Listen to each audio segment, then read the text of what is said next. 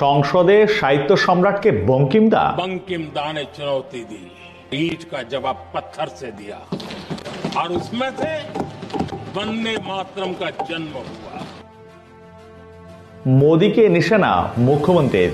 কালকে বঙ্কিমচন্দ্র চট্টোপাধ্যায়কে বললেন বঙ্কিমদা, যেন মনে হচ্ছে হরিদা আর শ্যামদা ন্যাশনাল সং রচনা করেছিলেন, তাকে এইটুকু সম্মান দিলেন না। আপনাদের তো মাথা নিচু করে নাক্ষত দেওয়া উচিত জনগণের কাছে, তাতেও ক্ষমা হবে পাল্টা না। মুখ্যমন্ত্রীর পুরনো ভিডিও পোস্ট। ন্যাশনাল সং ভারতবর্ষে কে গেয়েছিলেন? বাংলা থেকে নামটা কি? বঙ্কিমচন্দ্র চট্টোপাধ্যায়। বন্দে মাতরম, সুজলাং সুফলাং শস্য মাতরম, সুজলাং সুফলাং শস্য মাতরম, সুজলাং।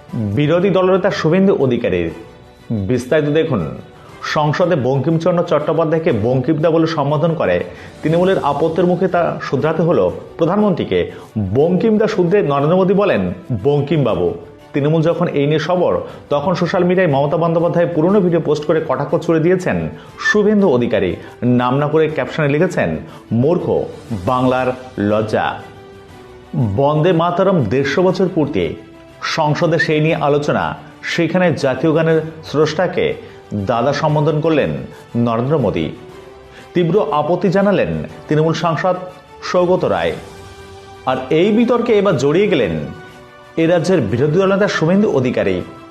সোমবার সোশ্যাল মিডিয়ায় মমতা বন্দ্যোপাধ্যায়ের একটি পুরনো ভিডিও পোস্ট করে কটাক্ষ করেন শুভেন্দু অধিকারী।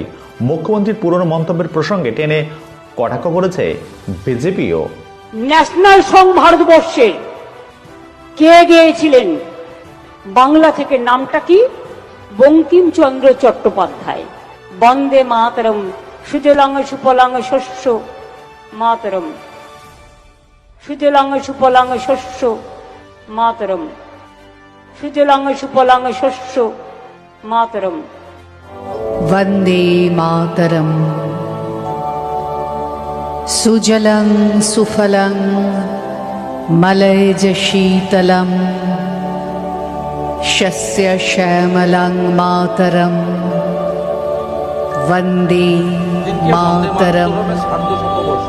সেদিনই মমতা ব্যানার্জির ওই তৈরি তার নির্দেশিত বাংলা সঙ্গীতটা গাইতে ম্যান্ডেটরি হবে নোটিশ করলেন কেন? এটা কি দিয়ে কি বন্দে মাতরমকে আপনাদের দিকটা দেখুন না, সম্মান জানানো হয়? সম্মান জানানো হয় না।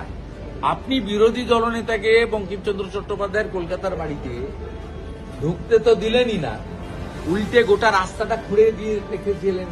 কি অবস্থা, কতজনের যে পা কেটেছে ঠিক নেই। এটা কি আপনাদের সাইড থেকে কি হয়েছে? ঋষি বঙ্কিমচন্দ্রের সার্ধশতবর্ষে পশ্চিমবঙ্গ সরকার কি কি উদ্যোগ নিয়েছে, কি কি অনুষ্ঠান করেছে, কি কি তার উদ্যোগ, তার একটা শ্বেতপত্র বা তার একটা পজিটিভ প্রকাশ করুক না। যিনি করছেন, যারা করতে চাইছেন যে প্রধানমন্ত্রী এই বিষয়টাকে ব্যাপকভাবে ভারতবর্ষব্যাপী জাগরণের মন্ত্র হিসেবে, একতার মন্ত্র হিসেবে উদ্বুদ্ধ করতে চাইছেন, সেটা সমালোচনা করছেন কেন? আমি তো এমপি ছিলাম, নেতাজি সুভাষচন্দ্র বসুর মূর্তি কোথাও দিল্লিতে দেখতে পাইনি। আজকে কর্তব্য পথে বসিয়ে দিয়েছেন। আমি 3 দিন গত সপ্তাহে দিল্লি গিয়েও প্রণাম করে গেলাম। ওই রাস্তার পাশ দিয়ে যাচ্ছিলাম, মতিলাল নেহরু মার্গ যাচ্ছিলাম, ইন্ডিয়া গেটের ওখান দিয়ে কর্তব্য পথে ওনার মূর্তি দেখে এলাম। এগুলো তো উনি করেছেন। অপ্রকাশিত ফাইলগুলো তো কংগ্রেস সরকার বের করেনি, নরেন্দ্র মোদীজির সরকার করেছেন। তা আপনারাও কিছু করে দেখান। আপনারা তো এই পাশেই যে নন্দন, এই রবীন্দ্র সদন, এখানে তো রবীন্দ্রনাথের ছবিও দেখতে পাওয়া যায় না, সত্যজিৎ রায়ের, উত্তম কুমারের ছবিও পাওয়া যায় না। এখানে তো একজনেরই ছবি, দাঁত কেলানোর ছবি দেখতে পাওয়া যায়, অনুপ্রেরণার ছবি। কলকাতা ফিল্ম ফেস্টিভ্যালে সুচিত্রা সেন, উত্তম কুমারের ছবি থাকে না, মমতা ব্যানার্জির ছবি থাকে। কাকে কি বলছেন আপনারা? মনীষীদের জন্মদিনে এইটুকুটুকু মনীষীদের ছবি, আর উনার এইরকম এরকম দাঁড়ানো, লম্বা, কাটানো, হাত তোলা, হাত নাড়ানো, নমস্কার করানো, হাসা, কাঁদা, কত রকমের ছবি টাঙ্গিয়ে দেন। কাকে বলছেন? চিড়িয়াখানার গেটেও লিখে দিয়েছেন মমতা ব্যানার্জির অনুপ্রেরণায় সিংহ শাবক জন্মেছেন। বাকি কোথায় রেখেছেন? কোনো বাথরুম পায়খানা বাকি রাখেননি।